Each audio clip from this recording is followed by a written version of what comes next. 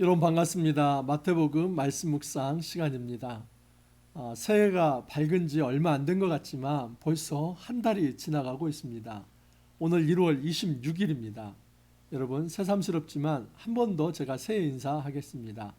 새해 여러분 하늘 복 많이 받으시기를 바랍니다.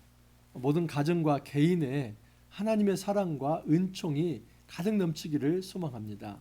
여러분 우리가 무엇보다도 좋아하는 것 그 무엇입니까? 복입니다. 복받기 좋아합니다. 그런데 여러분 복이 무엇입니까? 많은 사람들이 생각할 때 이 복을 건강한 것, 또 부유한 것, 풍요를 누리고 그리고 내가 원하는 모든 것을 성취하는 것, 그리고 높은 자리에 이르고 자녀가 잘 되는 것, 뭐 이런 것을 우리가 복이라고 말을 합니다. 여러분 뭐 맞습니다. 다 복된 일이죠. 그런데 사실은 여러분 이 복이라고 하는 것은 단지 우리 건강하고 또 무병장수해서 높은 자리에 이르고 자녀 잘 되고 이것만이 진정한 복은 아닙니다. 그리고 사실 이것은 성경적 복도 아닙니다. 진정한 성경적 복을 이제 오늘 제가 말씀을 드리려고 합니다. 팔복, 하나님께서 우리에게 팔복을 말씀합니다. 이 8개의 복을 통해서 우리가 추구해야 할 진정한 복이 무엇인지 한번 살펴보도록 하겠습니다. 자, 오늘부터 시작해서 마태복음 5장에서 7장 이 3장에 걸쳐서 산상수훈을 살펴볼 것입니다. 여러분 이 기회 다시 돌아오지 않습니다. 산상수훈은 마태복음에서 가장 중심되는 중요한 말씀일 뿐만 아니라 모든 성경 중에서 예수님께서 가져오실 진정한 세 계명을 선포하는 중요한 말씀입니다. 이 말씀은 정말 하나하나 우리가 깊이 묵상해야 할 말씀입니다. 자, 오늘부터 시작하는데 오늘은 5장 1절에서 12절까지 말씀을 드리도록 하겠습니다. 1절입니다. 1절 2절. 예수께서 무리를 보시고 산에 올라가 앉으시니 제자들이 나아온지라 입을 열어 가르쳐 이르시되, 예수님이 어디에 올라가십니까? 산에 올라가시죠. 그리고 제자들이 예수님 앞에 나아오고 입을 열어 가르치셨다. 여러분 이것은 무엇과 유비가 되냐면 출애굽 당시에 모세가 시내산에 올라가서 하나님의 말씀을 받는 것과 유사합니다. 여러분 하나님께서 모세에게 말씀으로 임재하십니다. 우리 하나님께서는 이 땅에 임재하시는데 어떻게 임재하시냐면 말씀으로 임재하십니다. 시내산 정상에서 하나님께서 모세에게 말씀하십니다. 그 말씀하신 것을 요약해서 기록한 것이 십계명입니다. 그 십계명의 두 돌판이 어디에 담깁니까? 나중에 성막이 만들어지는데 그 성막의 지성소에 안치됩니다. 그 지성소 언약궤에 들어가게 되는 것이죠. 여러분 이 성막은 이스라엘 백성의 공동체의 중심입니다. 그러니까 이스라엘이 어디를 가든 이 성막이 있고 이 성막이 이스라엘 공동체의 중심이라는 것은 우리 하나님이 이스라엘 백성의 중심이라는 겁니다. 근데 여러분 그 성막의 가장 중심적인 이 지성소에 뭐가 들어있습니까? 언약궤가 들어있죠. 그 언약궤에 또 뭐가 들어있다고요? 바로 언약의 두 돌판, 이 십계명이 들어있습니다. 이 십계명은 하나님의 말씀입니다. 다시 말해서 하나님께서 모세에게 시내산에서 주셨던 그 말씀이 땅의 성막에 내려온 겁니다. 이게 바로 성육신의 이미지이죠. 이 하늘의 말씀이 이 땅에 내려오는 겁니다. 예수님께서 요한복음에서 여러분 예수님이 어떻게 등장합니까? 예수님은 말씀으로 소개됩니다. 로고스, 예수님 자신이 말씀이고 그 말씀이 육신이 되어 이 땅에 오셨다고 말을 합니다. 그래서 하나님의 영광이 그 가운데 가득 넘쳤다라고 이야기를 합니다. 다시 말해서 예수님은 이 땅에 성막으로 오셨는데 예수님 자신이 말씀이기 때문에 하나님께서 말씀으로 임재하셨다라고 말할 수 있습니다. 그렇기 때문에 예수님께서 산에 오르셔서 입을 열어 제자들에게 뭔가를 말씀하신다는 것은 새 출애굽을 여시는 진정한 하나님 나라의 새로운 계명이 선포되고 있다라고 볼 수 있는 것입니다. 이런 의미에서 산상수훈은 단지 윤리적 규범만이 아니라 이제 새 출애굽에 걸맞는 새로운 하나님 나라 백성이 어떤 하나님 나라 윤리를 가지고 살아갈 것인가, 그 하나님 나라 윤리를 말하는 것입니다. 자, 그런데 이 산상수훈의 팔복에 보면 굉장히 아주 중요한 그리고 재미있는 구조가 있습니다. 자, 이 첫 번째에서 네 번째까지의 복이 이제 3절에서 6절입니다.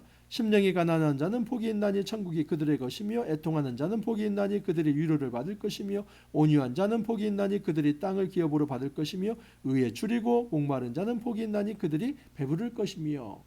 여러분, 이 첫 번째 복이 무엇이냐면 심령이 가난한 자는 복이 있나니 뭡니까? 천국이 그들의 것이다. 그리고 네 번째는 복이 무엇이냐면 의에 줄이고 목마른 자는 복이 있나니 그들이 배부를 것이다. 그래서 천국으로 시작해서 의로 끝납니다. 자, 그런데 지금 다섯 번째에서 여덟 번째 복도 아주 의미심장합니다. 긍휼히 여기는 자는 복이 있나니 그들이 긍휼히 여김을 받을 것이며 마음이 청결한 자는 복이 있나니 그들이 하나님을 볼 것이며 화평하게 하는 자는 복이 있나니 그들이 하나님의 아들이라 일컬음을 받을 것이며 의를 위하여 박해를 받은 자는 복이 있나니 천국이 그들의 것임이라. 여러분, 네 번째 복이 의에 줄이고 목마른 자입니다. 그런데 이 여덟 번째 복이 무엇이냐면 의를 위하여 박해를 받은 자는 복이 있나니 천국이 저희들의 것입니다. 이 천국이 저희들의 것임이라고 하는 것은 첫 번째 복과 똑같습니다. 그래서 이것은 천국으로 시작해서 천국으로 끝나고 그 천국에 걸맞는 의를 소개하는 것이 바로 이 팔복의 핵심이다라고 볼 수 있습니다. 자, 조금 이제 자세히 보겠습니다. 3절을 보면 심령이 가난한 자는 복이 있나니 천국이 그들의 것이며, 이 심령이 가난하다는 것은 마음이 가난한 거죠. 그런데 이것을 놓고 이렇게 생각하시는 분이 있습니다. 그냥 마음으로만 가난하면 그들에게 심령천국이 임한다. 사실 심령천국이란 말 자체도 이게 잘못된 것입니다. 이 하나님 나라를 잘못 오해한 것입니다. 이 천국이라고 하는 것은 하나님의 통치가 임하는 것입니다. 근데 그 통치가 단지 마음에만 임한다고 말할 수 없습니다. 여기 심령이 가난하다는 것은 그 사람의 존재를 의미합니다. 그 사람이 철저히 하나님께 의존된 사람, 그들이 사회적인, 경제적인, 때로는 핍박과 억압 속에서 어디에 기댈 데 없어서 하나님 외에는 정말 하나님께서 채워주시지 아니하면 살아갈 수 없는 자라는 것을 고백하는 것, 그것이 심령이 가난하다는 겁니다. 그러므로 심령이 가난하다는 말 속에는 단지 마음의 가난함 뿐만 아니라 사회 경제적인 모든 압박과 고난도 그들에게 있는 것입니다. 그래서 이 삶이 공고한 자가 하나님이 채워주시지 아니하면 단 한 걸음도 나아갈 수 없는 주님께 의존된 자, 그들이 바로 심령이 가난한 자입니다. 하나님을 의지하고 의존하는 자에게 어떤 복이 이루어진다고요? 천국. 하나님이 그들에게 임하실 것이다. 하나님의 통치가 하나님을 의지하는 자에게 임할 것이다. 이거입니다. 두 번째 복은 애통하는 자는 복이 있나니 그들이 위로를 받을 것이며, 여러분, 이 애통 역시도 하나님 나라를 잃어버렸을 때 그 백성들이 이제 통회하고 또 아파하고 그 고통과 아픔 속에 있는 자들에게 하나님의 위로의 주로 오신다 하는 것입니다.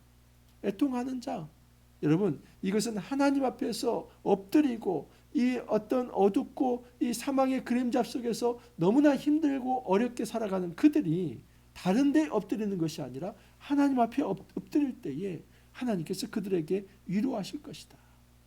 사망의 권세 그리고 죄의 권세 속에서 고통당하며 힘들어하는 모든 이들에게 하나님이 엎드린다면, 하나님 앞에 엎드린다면 그들에게 하나님이 위로를 주실 것이다 약속합니다.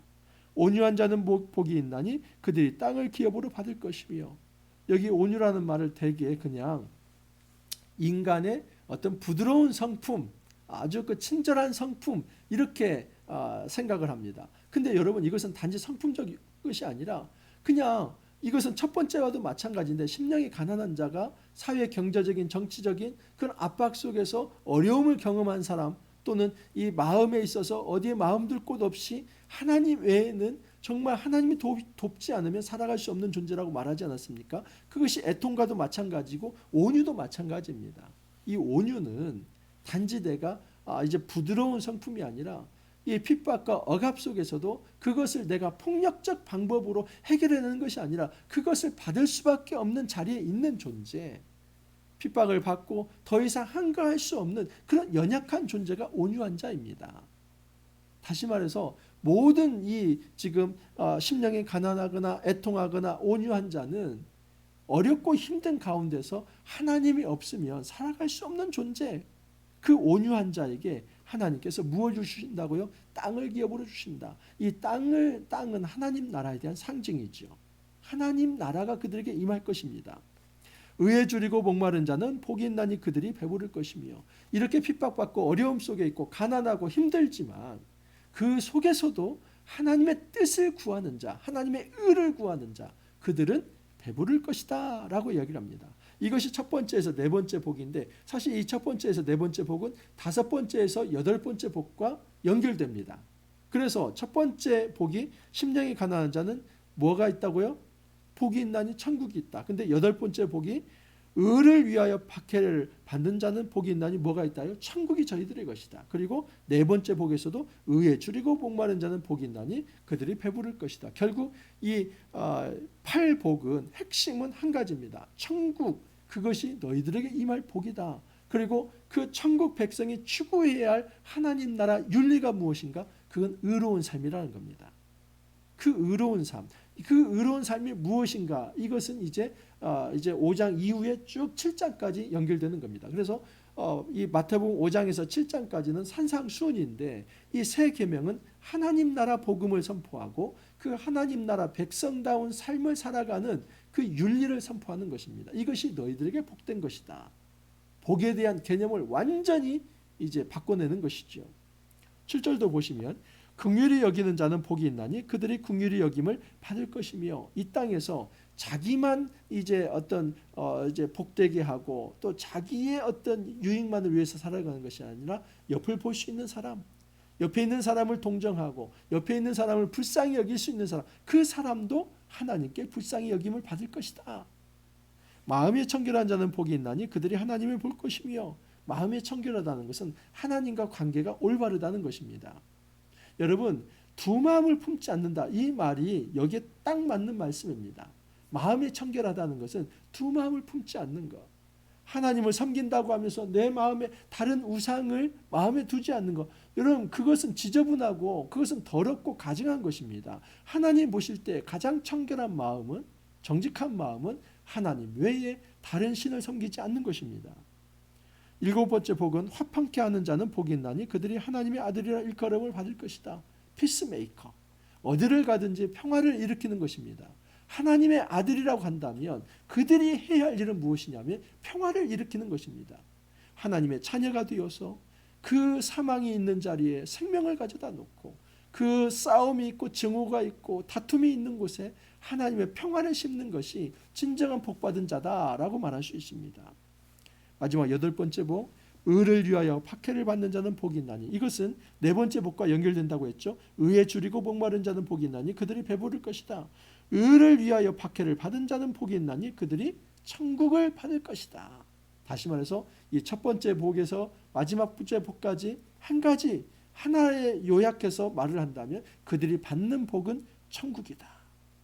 여러분, 이런 차원에서 우리가 정말 궁극적으로 구해야 할 복은 천국입니다. 무병장수하고, 그리고 높은 자리에 오르고, 자녀가 잘 되고, 돈 많아지고, 풍요하고, 여러분, 이것은 우리가 참 전도서 묵상하지 않았습니까? 헤벨입니다. 그냥 잠깐 있다 없어지는 안개와 같은 것이고 한숨의 호흡과 같은 것입니다. 그거 붙들면 안 됩니다. 우리 하나님께서 정말 우리 땅, 이 땅을 살아가면서 여러분 건강도 주시고 물질도 주시지만, 그것은 하나님을 더 잘 섬기라고 하는 것이고 하나님 앞에 나아가는 그런, 하나님께서 그때그때 우리의 필요를 채워주시는 것이지, 진짜 궁극적으로 하나님께서 우리에게 블레싱, 복을 주는 것은 천국입니다. 하나님 나라. 우리가 사단의 종이 아니라, 사단의 백성이 아니라 하나님 백성이 되어서 하나님을 섬기고 의를 위해서 그렇게 살아가고 하나님 나라 의를 위해서, 그 윤리를 위해서 하나님 백성다운 삶을 살아가는 것, 이것이 최고로 놀라운 선물이라는 겁니다. 여러분, 이 놀라운 복 어떻게 우리가 추구할 수 있습니까? 11, 12절에 이렇게 말합니다. 나로 말미암아 너희를 욕하고 박해하고 거짓으로 너희를 거슬러 모든 악한 말을 할 때에는 너희에게 복이 있나니 기뻐하고 즐거워하라. 하늘에서 너희의 상이 큼이라. 너희 전에 있던 선지자들도 이같이 박해하였느니라. 우리가 진짜 추구해야 할 복이 무엇이라고요? 천국이죠. 그 천국을 어떻게 우리가 감당할 수 있습니까? 때로는 여러분, 그 천국 백성으로 살아가는 삶이 박해를 받고 고난을 받고 정말 어렵고 고통 가운데 있을 수 있습니다. 그런데 하나님의 뜻을 추구하면서 그 하나님의 의를 추구하면서 그것을 견뎌낸다면, 그것을 기뻐한다면 그들에게 영원한 하나님 나라 천국을 선물로 주시겠다. 그렇게 약속을 하십니다. 우리가 이제 복에 대한 이 패러다임 쉬프트, 이제 의식의 전환이 있기를 바랍니다. 더 이상 복을 나의 어떤 물질적 풍요, 무병장수, 자녀 잘 되는 거, 이것만을 우리가 복으로 생각하지 않기를 바랍니다. 진정한 복은 천국 백성 되는 것입니다. 하나님 나라가 우리 안에 임하는 것입니다. 이 천국을 선물로 받는 것입니다. 이 천국은 내가 죽어서만 가는 것이 아니라 이 땅에서 하나님의 말씀의 통치를 받으며 하나님 백성으로 사는 것입니다. 사단의 자녀가 아니라 하나님의 자녀로 사는 것이 천국의 복입니다. 여러분, 그 천국의 복을 받아들이며 이 땅에서 살아갈 때 때론 어려움이 있더라도 우리가 하나님 배신하지 않기를 바랍니다. 우리가 변절하지 않기를 바랍니다.